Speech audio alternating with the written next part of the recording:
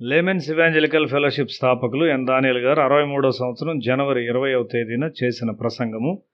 మొదటి సమూయేలు గ్రంథము 2వ అధ్యాయం 12వ వచనం. ఏలీ కుమారులు యెహోవాను ఎరుగని వారై మిక్కిలి దుర్మార్గులయ్యుండిరి. ఏలీ కుటుంబము ఒక యాజక కుటుంబము. అయితే అతని కుమారులు ప్రభువుని ఎరుగనివారు. ఈ దినాల్లో క్రైస్తవ నాయకుల పిల్లలు చాలామంది ఈ విధంగానే ఉన్నారు. అటువంటి వారి మీదకు తీర్పు వచ్చినప్పుడు అది నిశ్చయంగా పరిష్కారం లేనంత భయంకరంగా వచ్చును. యాజకత్వమునకు కొన్ని ఆధిక్యతలు ఉన్నాయి మరియు కొన్ని ప్రత్యేకమైన హక్కులు ఉన్నాయి. ఆ దినాల్లో ఇశ్రాయేలీలు షిలోహులో దేవుని ఆరాధిస్తూ ఉండేవాళ్ళు. షిలోహు ఎఫ్రాయిం దేశంలోని ఒక నగరము. యాకోబు తన పిల్లలను దీవిస్తున్నప్పుడు వారు షిలోహులో దేవుని ఆరాధించెదరని ప్రవచించాడు. అదే క్రమంలో షిలోహులో పర్ణశాల ఉన్నది.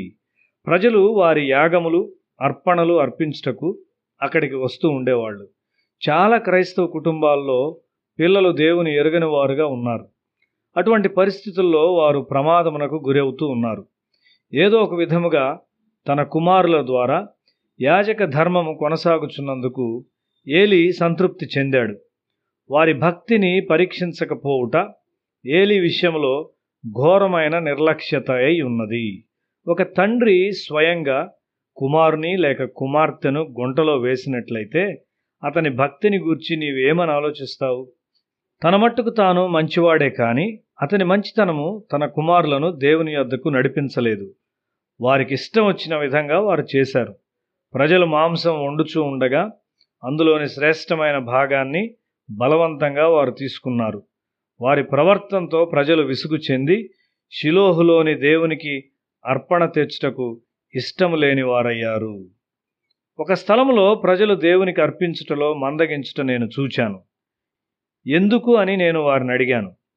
మా అర్పణలు ఇక్కడ ఇచ్చటం వలన ఉపయోగం ఏమున్నది? మేము దేవునికి ఇస్తున్న డబ్బు ఇక్కడ భద్రముగా ఉండదు. పాస్టర్ గారు ఇతరులు దాన్ని దొంగిలిస్తున్నారు అని వారు చెప్పారు. వేల కొలది రూపాయలు కనబడకుండా పోయే సంఘాలున్నాయి.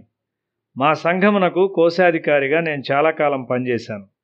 సంఘమునకు చెందిన డబ్బు విషయమై నేను వణకుచూ ఉండేవాణ్ణి. మనము ఎక్కడ మన బలియాగములు అర్పించున్నామో దేవుడు కనిపెట్టుచున్నాడు.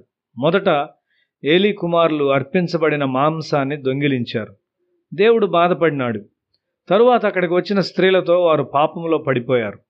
దేవుని ఎరుగని వారికి సంఘములో పెద్ద హోదానిచ్చినప్పుడు వారు దుష్టులుగా తయారవుతారు.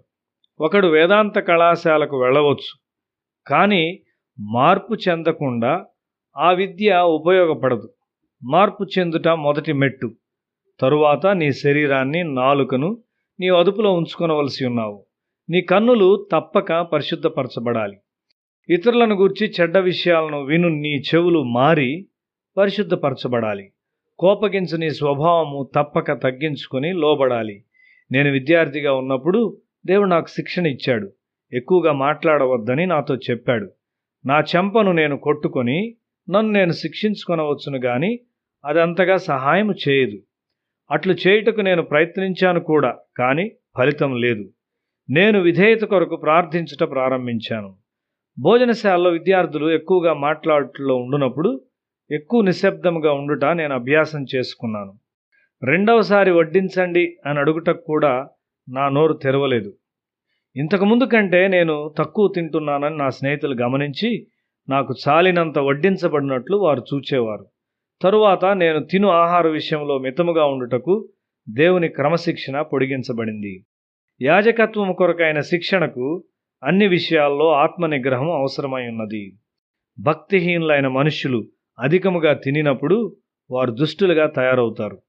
ఏలీ కుమారులు వ్యభిచారులుగా తయారయ్యారు. పాటల బృందంలో ఉండు సభ్యులు కూడా జాగ్రత్తగా ఉండాలి. వారు ఎంతో పాపమును సంఘములోనికి తీసుకొని రాగలరు. దేవుని కొరకు పాడుచు అజాగ్రత్తగా జీవించట కంటే వారు పాడుట మానుకొనుటయే మేలు. వారి ఆలోచనలు దుష్టమైనవైతే అక్కడ బోధకుడు స్వేచ్ఛగా బోధించుట సులభము కాదు. వారి కన్నులు పవిత్రమైనవి కానట్లయితే అది కూడా సంఘములో దేవుని సన్నిధికి ఆటంకము కాగలదు.